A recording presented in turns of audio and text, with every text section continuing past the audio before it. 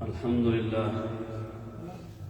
لله الذي شرع الأضحية شعيرة من شعائر الإسلام وجعلها سنة أبينا إبراهيم عليه السلام وفيها تقرب إلى الله بالطاعة والامتثال. والصلاة والسلام على سيدنا محمد الذي بين أحكام الأضحية وشروطها وحث أمته على إقامه هذه الشعيرة وعلى آله وأصحابه أجمعين. قال الله تعالى في كتابه المجيد والفرقان الحميد: قل إن صلاتي ونسكي ومحياي ومماتي لله رب العالمين لا شريك له وبذلك أمرت وأنا أول المسلمين. قابل احترام مشرانو همزولو دینی خویندو، السلام علیکم ورحمة الله وبرکاتو. شکر ادا کوم چې رب العالمین موږ او تاسو ته د یو مبارک عبادت توفیق را نصیب کړل. الله دې همیشه موږ او تاسو ته د هر عبادت توفیق را نصیب کړي. زما عزتمندو، د دې موقع په مناسبت ان شاء الله تعالی چې یو څو ورځې بعد موږ او تاسو د عرفې مبارک ورځ را روانه ده او هم د عید الاضحی د لوی اختر ورځ را روانه ده. د هغې مبارک ضروري مسایل، حالانکې دا مسایل بار بار موږ تشریح کړي دي، لیکن په دې وخت کې بله موضوع نه تشریح کېږي بغیر د دې نه. همدا د دې وخت مناسبت او د وخت ضرورت دی. زما عزتمندو، قرباني د شریعت مطهره د احکامو یو حکم دی او په هر ذي سعه صاحب استطاعت چې طاقت ولري، توان ولري، په هغه باندې قرباني لازم ده. قرباني ته په عربي کې اضحیه ویل کېږي. اضحیه ولې ورته اضحیه وایي؟ ځکه چې دا حیوان په وخت د ضحا کې ذبح کېږي. یو د فجر وخت دی، یو د اشراق وخت دی، او د اشراق نه بعد د ضحا وخت شروع کېږي. نو دغه د ضحا په وخت کې حیوان ذبح کېږي، نو ځکه ورته اضحیه ویل کېږي. یا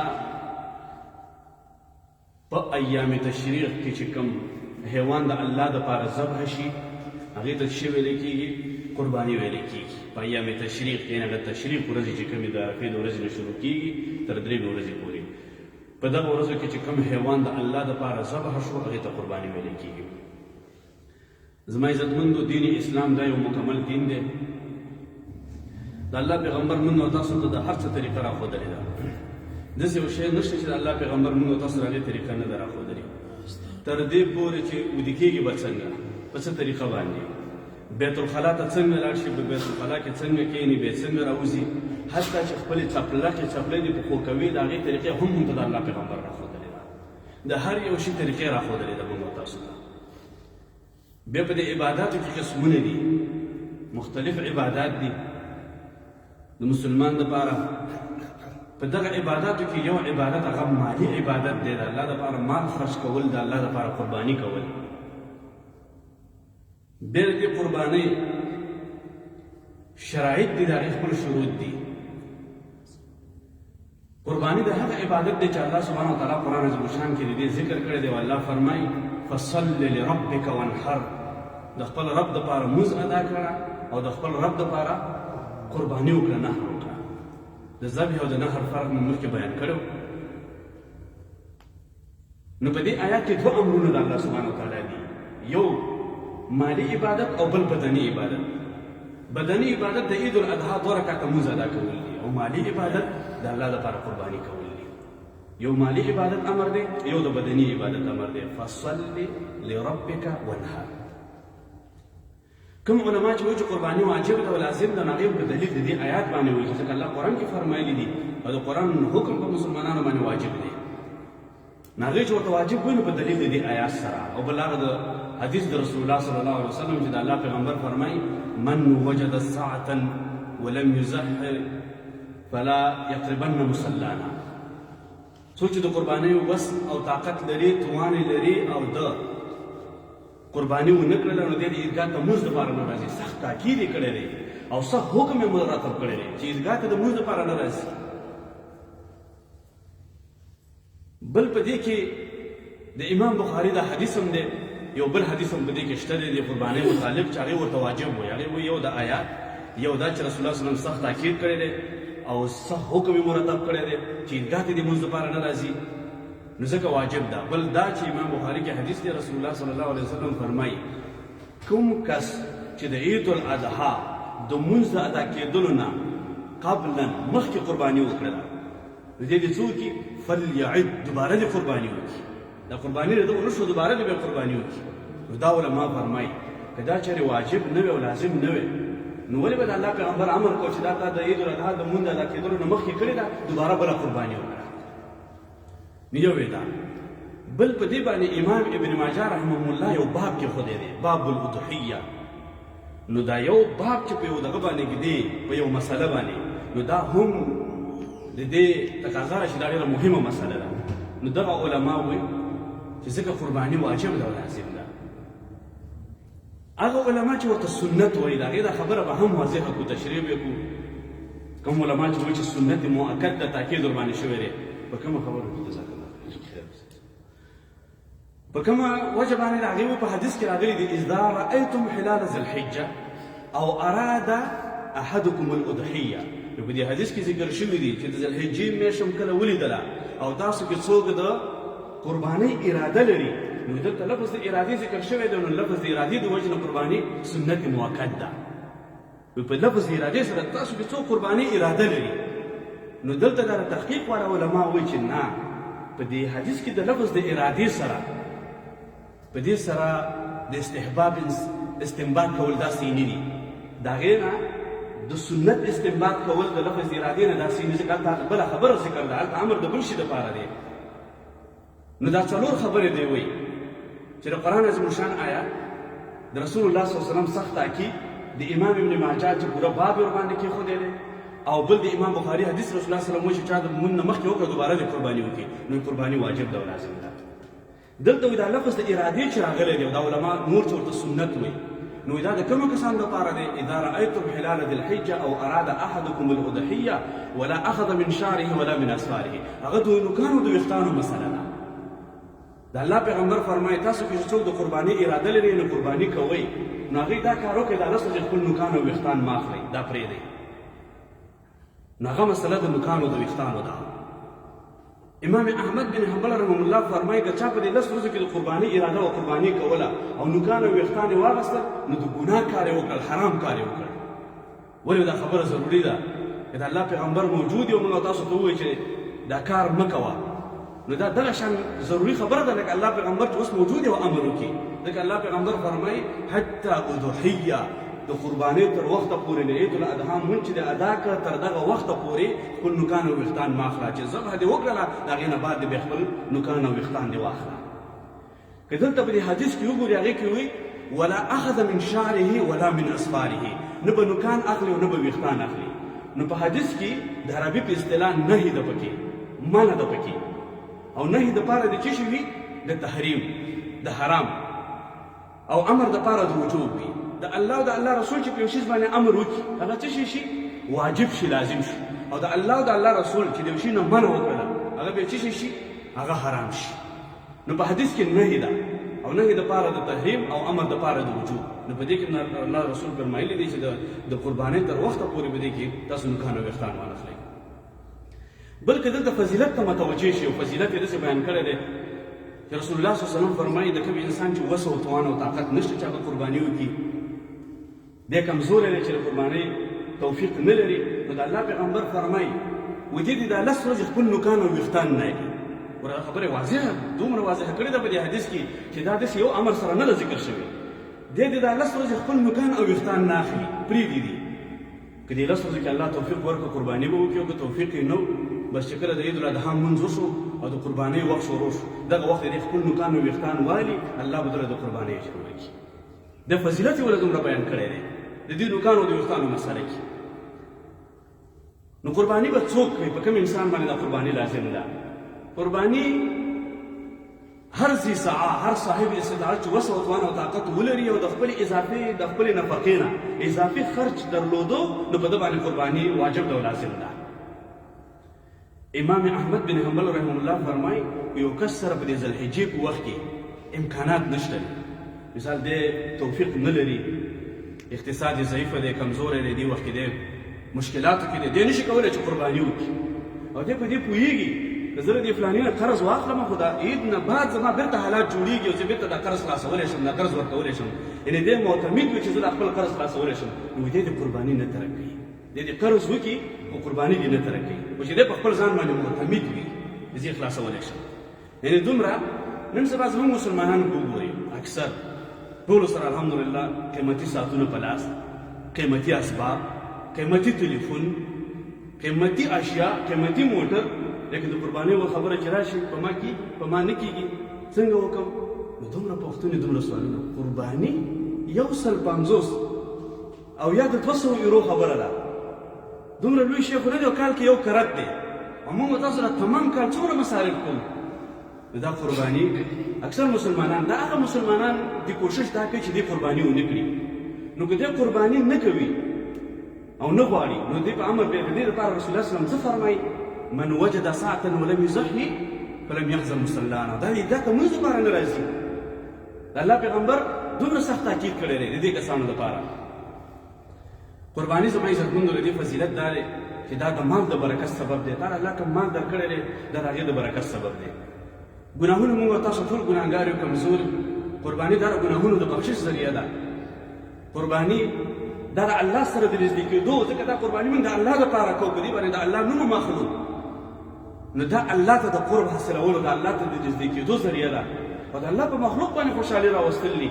وګوره څومره کمزوري خلک دي، هغې وسه نه وي چې یو ښه خوراک وکړي، هغې وسه نه وي چې مثال خبره ځان لپاره 1 کیلو غوښه واخلي، نو په دې ورځ باندې څومره مخلوق باندې خوشحالي راشي، په مسلمانانو باندې پراخي راشي. نو دا د الله په مخلوق باندې پراخي راوستل دي.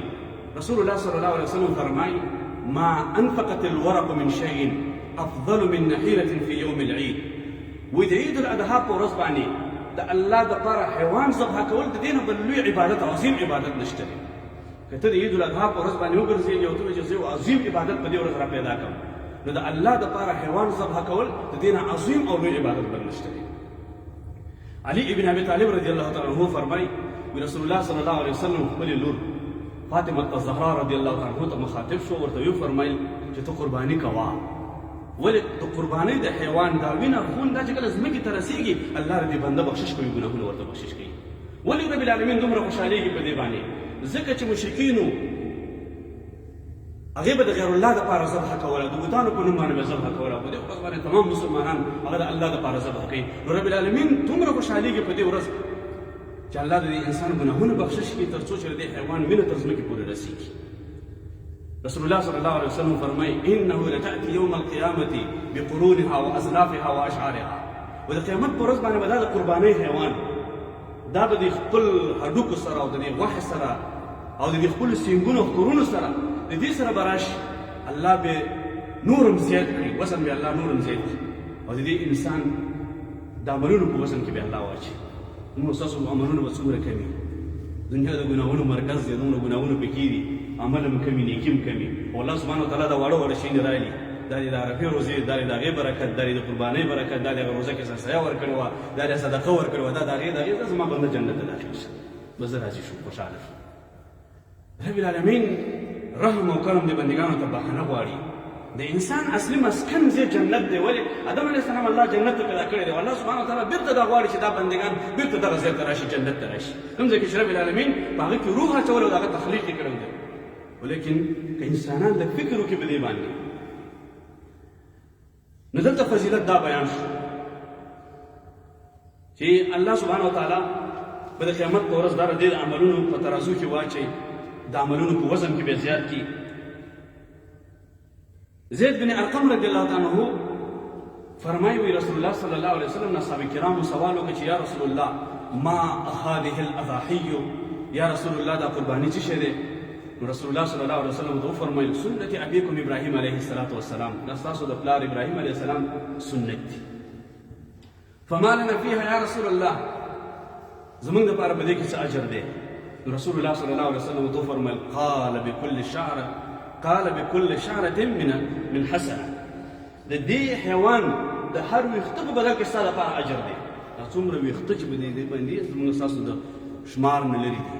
رب العالمین تاسو ته ذکر وکړو چې رب العالمین بهانه غواړي چې د انسان له په څه طریقه باندې دومره زیات اجر ورکړي او دا بنده نه الله راضي شي. قال بكل شعرة من حسنه. د قربانۍ د حیوان د هر ویښته په بدله کې اجر دی. صحابي عرض وکړو قال فالصوف یا رسول الله، هغه حیوان چې هغه پشم ولري، دا وړۍ ولري، نو په هغې کې زموږ دپاره څه دي؟ هغه چې د ویښتو شکل نه دی. رسول الله صلی الله علیه وسلم ته وفرمیل قال بكل شعرة من الصوف حسنه. د دې وړۍ د دې پشم په هر ویښته په بدل کې ستا لپاره اجر دی. دومره اجر رب العالمین د دې قربانۍ باندې ورکوي د دې دپاره چې د بندګانو نه راضي شي.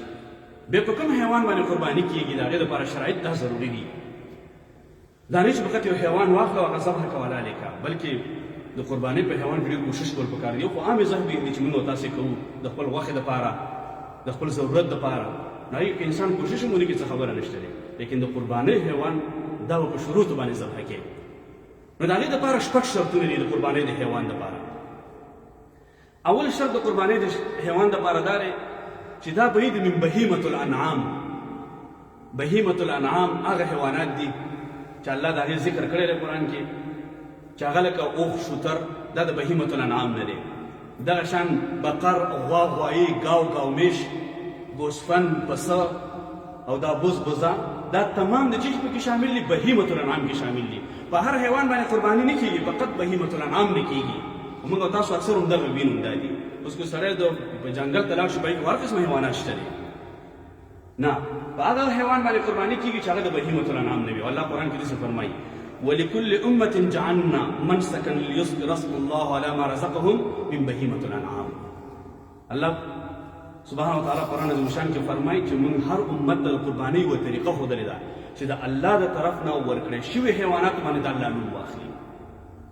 نو اول شرط دا چې دغه حیوان د قربانۍ دا به د بهیمة الانعام نه وي. دویم شرط د قربانۍ د حیوان لپاره هغه به څه شی وي؟ د عمر تعین وي. عمر تعین دا ډېر ضروري دی قربانۍ د حیوان دپاره. ولې که کم عمره حیوان باندې قرباني نه کېږي. که تا یو حیوان واخیسته او عمر یې برابر نه و نو قرباني دې صحیح نه ده، قرباني پرې نه کېږي. دې د وجې نه دا د قربانۍ حیوان به څه شی وي؟ مسنه وي. رسول الله صلی الله علیه وسلم فرمایي لا تذبحوا الا مسنه. د قربانۍ دپاره کوم حیوان ذبح کوي؟ عمر رسیده چې هغه مسنه وي. مسنه هغه حیوان ته ویل کېږي چې عمر ته رسېدلی وي. نو که چېرې مسنه پیدا کېدل مشکل وي نو فتذبحوا جزعا. رسول الله صلی الله علیه وسلم فرمایي چې باید جزعا هم ذبح کولی شي. جزعا فقط په یو حیوان کې امر دی چې هغې ته څه ویل کېږي؟ ګوسفند، پسه. په دې کې دا اجازه شته چې هغه ته کم عمر هم ذبح کړي. اوښ، شوتر، دا چې کله 50 کالو ته د هغې عمر ورسېږي نو په هغې باندې قرباني بیا کېږي. دا د قربانۍ دپاره وسره شو، د هغې هغه غاښونه وغورځېږي. خو ډېر 4 کلونو 3 کلونو په دې باندې قرباني نه کېږي. دغه شان غوا، بقر، ګاو، ګاومیش، غوایي، دا تمام که موږ تاسو وګورو چې 2 کالو ته کله د هغې عمر ورسېږي، 2 کلن شي نو دا مسنه شي. د هغه د ورکوټوالي چې کوم غاښونه دي هغې وغورځېږي نو دا مسنه شي، په دې باندې قرباني کېږي. د 2 کالو نه د عمر کم دی قرباني ورباندې نه کېږي. دریم ګوسفند، پسه یا بز، بزه، دا چې کله 1 کال ته د هغې عمر ورسېده، 1 کلن شو نو په دې باندې قرباني کېږي. د 1 کال عمر کم نه کېږي. البته یو کس منډۍ ته رسول الله صلی الله علیه وسلم فرمایلي چې کله مسنه مشکل وي یا ته منډۍ ته لاړې هلته دې ولیدل چې فقط ګوسفند وری، دا وری دې ولیدل چې په دې کې د 1 کال ته نه دی رسېدلی، د 8 میاشتو دی، د 7 میاشتو دی، د 9 دی، د 10 دی، د 6 میاشتو دی او یاره څربه دی، تازه دی، نو په دې باندې هم قرباني کېږي. کم عمره هم وي نو په دې باندې قرباني کېږي. فتذبحوا جزعا. نو په دې مسله باندې تاسو پوه شوئ چې عمرونو تعین دا د قربانۍ د حیوان دپاره شرط دی. ولې که دا شرط پکې انسان ونه ګوري نو قرباني نه صحیح کېږي. دریم شرط د قربانۍ د حیوان دپاره دا دی چې د 4 عیبونو نه به پاک وي. د څو عیبونو نه؟ 4 عیبونو نه. رسول الله صلی الله علیه وسلم فرمایي یو عیب دا چې د قربانۍ حیوان نابینا، چې یو سترګه باندې نظر کار کوي او د بل دپاره نه، چې دی نابینا نه وي، دواړه سترګې صحیح وي، په سترګو کې کوم خلل نه وي، مرض نه وي ظاهري. دویم د دې عیب نه به پاک وي چې شل نه وي، ګوډ نه وي، چې نور څاروو سره مزل نشي کولی، شل او ګوډ. دریم عیب دا دی چې دی به مریض نه وي، چې داسې مریض چې د خوراک څښاک نشي کولی او د دې مرض د وجې نه دا مرض د ده په دې صحت باندې پر اثر انداز وي، یعنې معلومیږي چې داسې مریض دی. یو داسې چې اکثر د څاروی په دې ښکته کولو او کوزه کولو په وخت کې لږ زخمي شي، نو په دې باندې قرباني کېږي، هغه مشکل نه لري. کوم چې سرسري زخمي شي او یو جوړ زخم وي چې هغه د ده په دې صحت باندې پر اثر انداز دی، نو په هغې باندې بیا قرباني نه کېږي. څلورم عیب چې په څاروي کې نه وي هغه به دا وي چې ډېر لاغر او ډېر کمزوری نه وي، چې بیخي د هډوکي روم کې راوتلي وي.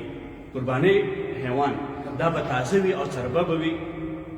نو رسول الله صلی الله علیه وسلم نه د قربانۍ په باره کې د حیوان په باره کې سوال وشو چې یا رسول الله دا به څنګه وي؟ د الله پیغمبر خپل لاس سره داسې اشاره وکړه چې د څلورو عیبونو نه به پاک وي. کوم چې موږ ذکر کړل د دې څلورو عیبونو نه چې د قربانۍ حیوان پاک وو، نو په هغې باندې قرباني کېږي. پنځم شرط د قربانۍ د حیوان دپاره تملیک شرط دی، ملکیت شرط دی چې دا به ته به مالک وي او دا به ستا وي، یعنې د چا نه به دې په زور نه یې اخیستی، د چا امانت به نه وي چې تا سره پروت وي. دا به داسې نه وي چې یو مالک اجازه نه وي کړی او څوک راولګېږي دا ذبح کړي. نو اصلي مالک چې د قربانۍ دی دا به د هغه ملکیت وي، په هغې باندې به قرباني کېږي.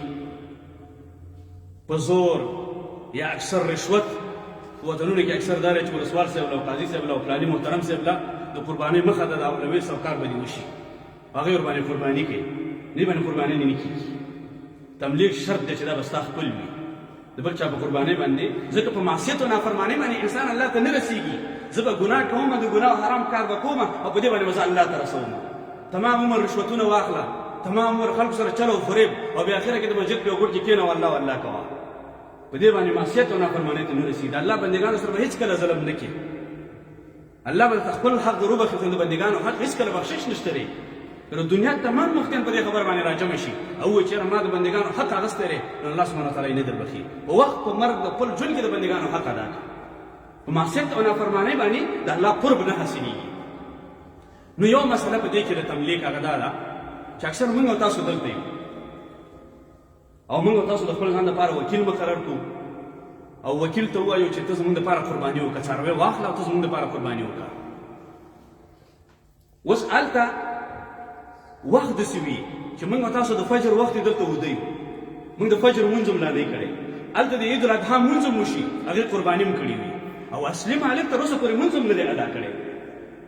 نو دلته مسله دا ده کله چې تا وکیل له اختیار ورکړه او ورته ودې ویلې چې ما تا له دا قرباني زما له طرف نه ته واخله او ته زما دپاره قرباني وکړه، نو اوس د وکیل دپاره د هغه ځای وخت شر شو. هغه چې کله لمونځ وکړه نو دی قرباني کولی شي، ولو که د اصلي مالک لمونځ نه دی کړی، ولو که اصلي مالک تر اوسه پورې وده دی او یا دی په فجر لمونځ باندې ولاړ دی او هلته د عید الاضحا لمونځ هم وشو. چې اختیار دی وله ورکړو نو تا نه خبره خلاصه ده. که اختیار دی وله نه یې ورکړی او شرط دی ورسره کېښودی چې فلانې زما دپاره د قربانۍ حیوان واخله، خو چې تر څو پورې ما خپل لمونځ نه یې ادا کړی نو ته به بیا نه کوې، بیا به هغه صبر کې انتظار کوي. لیکن دلته یو شرط دا دی چې ایام النحر به داخل وي، دلته هم د قربانۍ ورځ وي، وخت تغییر نشته دی، تقدیم او تاخیر، دلته فجر دی هلته دا دی. مسله په دې کې ده چې دلته به هم ایام النحر داخل وي او هلته به هم د ایام النحر د قربانۍ ورځې داخلې وي. نو دا پنځم شرط. شپږم شرط پنځم شرط د قربانۍ د حیوان لپاره دا دی چې وطن کې به پخوا داسې یو کار چې خلکو به دا ځمکې ګرولې، څاروي او حیوانات به هم ګرول. فلاني له به ورغل چې ما له مثال یا پیسې په کار دي یا زما دانا غله په کار ده، نو ته زما دا حیوان پلانې دا به زه ګرو ودروم، کله چې زه ستا پیسې درکړم بیا به زما دا حیوان راکړي. نو هغه به ګرو ولاړو. نو د ګرو په حیواناتو باندې هم قرباني نه کېږي، هغه چې ګرو وي. دا دومره ضروري مسله ده. شپږم شرط د قربانۍ د حیوان دپاره دا دی چې د وخت تعین ضروري دی، چې دا په هغه محدود وخت کې دننه ذبح شي. د قربانۍ د ذبح وخت د کوم وخت نه شروع کېږي؟ د عید الاضحا لمونځ چې ادا شو تر د ایام تشریق د آخري ورځې پورې. ایام تشریق آخري ورځ کله ده؟ د 14 د ذوالحجې د عید الاضحا درېیمې ورځې مازدیګر چې لمر غروب کوي تر دغه وخته پورې ته ذبح کولی شي. د عید الاضحا د لمونځ نه مخکې ذبح کول او د ایام تشریق د اختر د درېیمې ورځې د مازدیګر چې لمر غروب کوي دې نه بعد ذبح کول دا د قربانۍ ذبح نه ده، دا یو عامه ذبح ده، دا قرباني به نسې کېږي. نو افضله خبره دا ده چې د عید الاضحا په اوله ورځ باندې انسان قرباني وکړي. د قربانۍ طریقه هغه داسې ده، د ذبح طریقه چې د دې دپاره یو مسلکي کس پکار وي چې مسلکي کس د دې ذبح وکړي. ولې که عام هر کس چې مسلکي نه وي او دا طریقې نه زده نو دا د حیوان ته ډېر زیات تکلیف ورکولی کېږي. مسلکي کس د دې ذبحه وکړي او د ذبحې طریقه دا ده چې د قربانۍ حیوان د ذبحې په وخت کې د قبلې په طرف باندې وي او دا چاقو ښه تیز وي، ولې چې پس چاقو دا د حیوان ته تکلیف رسوي، د تکلیف په وجه باندې چای ته تکلیف نه وي. بله خبره په دې کې دا ده چې کله ذبحه کېږي نو د ذبحې په وخت کې دا دعا ویل چې اللهم تقبل منا، یا الله موږ نه قبوله کړي، اللهم تقبل منا ولک، ستا لپاره قبوله کړي یا الله، بسم الله الله اکبر دا ویل. که چېرې امکان وي، دلته موږ تاسو امکان نه لرو، که ممکن یو امکان لري په خپل لاس باندې انسان ذبحه وکړي نو دا ډېر اجر او ثواب هم پکې د سنت طریقه هم ده. اکثره هلته وطن کې چې هلته مسلکي کس وي نو دا صاحب د څاروي هغه ورباندې لاس کېږي، نور یې هغه سنبالوي، په قضیه ورته هغه وښیي چې دغه ځای کې ذبح وکړه، نو دا سنت طریقه ده او ثواب هم پکې ډېر دی. که دا خو د قربانۍ مسایل شو، نن به یو څو دقیقې حوصله کوو چې ضروري مسایل دي. د قربانۍ مسایل نه د عرفې ورځ راځي، سې شنبې په ورځ به انشاءالله تعالی د عرفې ورځ وي. نو د عرفې ورځ زما عزتمندو د هغې فضیلتونه مو مخکې ذکر کړي دي چې دا هغه ورځ ده چې الله سبحانه وتعالی په دې ورځ کې زموږ ستاسو دا دین مکمل کړی دی. اسلام دین کله مکمل شوی دی چې څوک درنه پوښتنه وکړي ورته دا د عرفې په ورځ باندې مکمل شوی دی. ولې د عرفې په ورځ الله دا آیات راولي چې اليوم اکملت لکم دینکم واتممت علیکم نعمتي ورضیت لکم الاسلام دینا. زموږ ستاسو دین الله د عرفې په ورځ مکمل کړی دی. او بل دا چې په دې ورځ د عرفې باندې الله سبحانه وتعالی قسم کړی دی، والشفع والوتر، قسم دی په جوف او په طاق. نو طاق نه مراد د ذوالحجې نه هم ورځ ده چې عرفې ورځ ده. بل د عرفې هغه ورځ ده چې الله سبحانه وتعالی په دې ورځ باندې بخشش کوي. یو اهل عرفات ته الله سبحانه وتعالی بخشش کوي، او څوک چې د عرفې کوم مسلمانان چې د عرفې روزه ونیسي هغې ته الله بخشش کوي. نو د عرفې هغه ورځ ده چې رب العالمین د خپلو بندګانو ته بخشش کوي. رسول الله صلی الله علیه وسلم فرمایي ان الله ينزل الى السماء الدنيا، د الله سبحانه وتعالی نزول کېږي د عرفې په ورځ باندې د دنیا اسمان کما یلیق بجماله وشانه، چې د الله د شان سره لایق دي. او رسول الله صلی الله علیه وسلم فرمایي انه لیدنو، الله سبحانه وتعالی د اهل عرفات ته ښه نږدې شي، راقریب شي. او بیا رب العالمین ملائکو ته فرمایي فیقول للملائکة ما اراد هؤلاء، دا زما بندګان د څه لپاره راجمع شوي دي په دې عرفات کې، دا څه کوي په نن ورځ باندې؟ نو الله سبحانه وتعالی جواب ورکوي. او بیا الله سبحانه وتعالی د ملائکو ته فرمایي انظر الى عبادي، تاسو زما بندګانو ته وګورئ، اتوني شخصا وغبره، د په ګرد غبار سرتور سر په احرام کې دا ټول ما ته ولاړ دي، زما په امر باندې دغه ځای ته راغلي دي. د څه دپاره راغلي دي؟ یرجون رحمتي و مغفرتي، دوی ټول ما نه مغفرت او بخشش طلب کوي. د رحمت او د بخشش دپاره تمام دغلته راغلي دي. نو الله سبحانه وتعالی د ملائکو ته فرمایي اشهدکم انی قد غفرت لهم، تاسو ای زما ملائکو شاهد اوسئ، تاسو په دې خبره باندې ګواه اوسئ چې ما د تمامو ته بخشش وکړو، مغفرت مې ورته وکړ. د تمامو ته ما بخشش، نو دا هغه ورځ ده چې الله سبحانه وتعالی د خپلو بندګانو ته بخشش کوي. په دې ورځ باندې روزه نیول د عرفې روزه، رسول الله صلی الله علیه وسلم فرمایي صيام یوم عرفه علی الله ان یغفر سنة التي قبله والتي بعده، د عرفې په ورځ باندې څوک روزه ونیسي الله د یو کال ما قبل او د یو کال ما بعد ګناهونه ورته بخشش کوي. مخکې موږ ویل چې انسان د رحمان ذات رحم ته حیران شي چې په یوه روزه باندې رب العالمین دومره لوی فضیلت ورکوي چې د انسان د یو کال ما قبل او د یو کال ما بعد ګناهونه دا بخشش کوي. خیر الدعا یوم عرفه، بهترینو دعا د عرفې په ورځ ده. الله ستا دعا قبلوي، په دغه ورځ باندې دعا وکړه. روزه دې ونیوله تمام ورځ دعا کوه. بخیر الدعا یوم عرفه، بهترینه دعا د عرفې په ورځ ده. په دې 10 ورځو کې بهترینه ورځ هغه د عرفې ورځ ده. دا هغه ورځ ده چې وفد الرحمن، ضیوف الرحمن، د الله مهمان، د الله مېلمانه دا په عرفات کې راجمع کېږي. نو په دې ورځ باندې کوشش وکړو چې روژه ونیسو، د دې ډېر لوی فضیلت دی. انشاء الله تعالی د راتلونکي چهارشنبې په ورځ باندې به د عید الاضحا ورځ وي، او د عید الاضحا سنت اعمال موږ بار بار ذکر کړي دي او تاسو ټول معلوم دي چې د عید الاضحا آداب او سنت دا دي چې انسان په ورځ باندې غسل وکړي، خوشبو استعمال کړي، عمده او بهترین لباس په دې ورځ باندې استعمالول، دا په دې ورځ باندې سنت طریقه ده. او په دې کې په دغه ورځ باندې تکبیرات ویل، موږ تاسو اختر په ورځ باندې جامد او لباس دی او ښکته دی او پورته دی، نو ټول داسې یو چې هغه اصلي مسله موږ تاسو نه هېروي چې هغه تکبیرات دي. الله قرآن کې فرمایي ولتکبروا الله علی ما هداکم، تاسو د الله تکبیرونه لوی بیان کوي. هغه د الله تکبیرونه او لوی بیانول په څه شي باندې دي؟ الله اکبر، الله اکبر، الله اکبر، لا اله الا الله، والله اکبر، الله اکبر ولله الحمد. نو دا په دې ورځو کې هم ډېر زیات وایي، او د عید په ورځ باندې دا تکبیرونه ویل دا سنت طریقه ده. بل په عید الفطر کې سنت طریقه دا ده چې انسان کله عید الفطر عیدګاه ته راځي نو یو دوه درې دانې خرما وخوري. دا سنت طریقه ده. او د عید الاضحا باندې مستحب او سنت طریقه دا ده، لیکن دلته دا امکان موږ تاسو نه لرو چې انسان خوراک څښاک ونه کړي او څنګه چې د مونځ نه بعد د قربانۍ حیوان ذبح شي دغه قربانۍ نه ابتدا خوراک څښاک وکړي. نو دا مستحب ده، لیکن دلته موږ تاسو دا امکانات نه لرو. یو بل ته په دې الفاظو باندې مبارکي ورکول، تقبل الله منا ومنکم صالح الاعمال، دا هم سنت طریقه ده چې یو لار باندې انسان راشي او په بله لار باندې لاړ شي. نو دا د عید الاضحا د عید د ورځې د اختر د ورځې آداب او سنتو چې موږ ذکر کړل، د عرفې د ورځې د قربانۍ مسایل دا هم ذکر شو. یو ضروري اعلان هغه دا دی چې د عید الاضحا مونځ انشاءالله دا به په پاوکم 9 بجې 6:45 یعنې 15 کم 7 بجې انشاءالله تعالی نماز عید الاضحا ادا میشه، شروع میشه بخیر و 7:30 بجې انشاءالله تعالی نماز ادا میشه.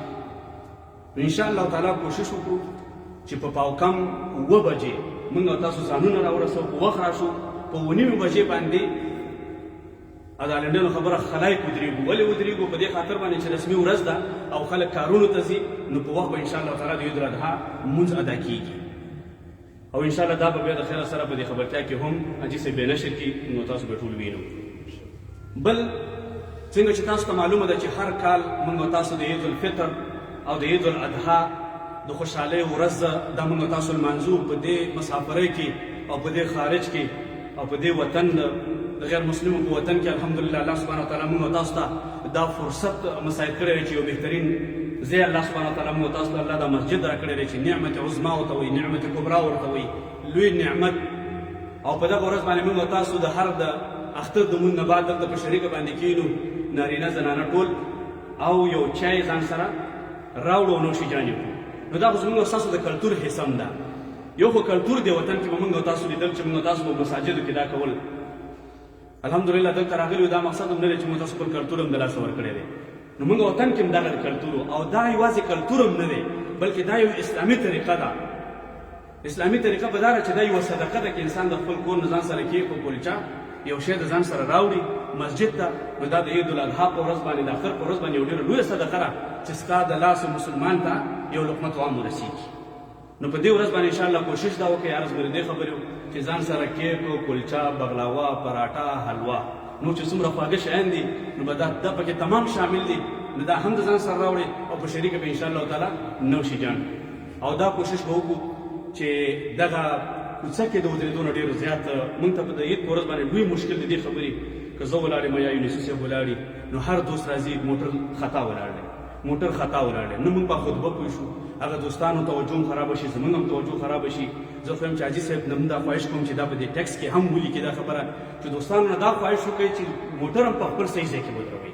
کوم چې نږدې ورونه دي نور هغه خو ځان سره موټر مه راولئ، پیدل راشئ که امکان وي. او که چېرې امکان نه وي هغه الحمدلله هر کور کې نو سبا 2 او 3 موټرې دي. نو که موږ تاسو ټول موټرې راولو دلته امکان هم نشته دی، بیا کوشش وکړئ چې په یو موټر کې ټول راشئ. دا هم دی. او بل چې عید الاضحا مونځ ادا شو نو دا هم یو لوی مشکل دی چې دا تمام دوستان په دې کوڅه کې ولاړي. مونځ چې دې ادا کړه که یو چای څکې داخل په مسجد کې کښېنه، شیریني چای دا دلته په مسجد کې نوشي جان کړه، که یو دوست سره مبارکي کې په مسجد کې وکړه. چې کله د مسجد نه ووتلو که زه یم که بل څوک دی او که هر څوک دی، نو کوشش به دا کوو چې فورا خپل موټر ته وخېږه او خپل کور ته ځه. په کوڅه کې که موږ یوه ډله دلته ولاړ، یوه ډله دلته ولاړ، یوه ډله دلته ولاړ، موټرو ته مزاحمت، پیدارو ته مزاحمت، ټولو خلکو ته مزاحمت. نو زموږ او تاسو باندې ډېره لویه نقطه ده چې دا مسلمانان دي او دا دي. قرباني فلسفه هم دا ده چې همیشه به د اسلام دپاره دا قرباني ورکوو چې د مسلمانانو او د انسانانو دپاره خدمت وکړو، نه د چا دپاره د ضرر او د زحمت ذریعه جوړه شو. الله دې په دې خبرو معلوم د عمل کولو توفیق راکړي. تاسو له هم آخر دعوانا الحمد لله رب العالمين والعاقبة للمتقين والصلاة والسلام على محمد وعلى آله وصحبه أجمعين. رب العالمين سجدوا ويسجدوا وبارك قديمان إذا عمل كل توفيق راكي. رب العالمين زمنا تمام مسلمانان قربانين قبول کی سوچ حج تری. رب العالمين حجول قبول کی. رب العالمين گناہوں بخشش کی. رب العالمین موږ توفیق دنی کو عبادت ورکړي. رب العالمین موږ نه صالحه کی. رب العالمین موږ مستقیم لار روان کی. زموږ اولادونه په مستقیم لار باندې روان کی. د فتنو نه مساتې، د مرزونو نه مساتې، د مصیبتونو نه مساتې. الله سبحانه وتعالى موږ تاسو نه راضي شي.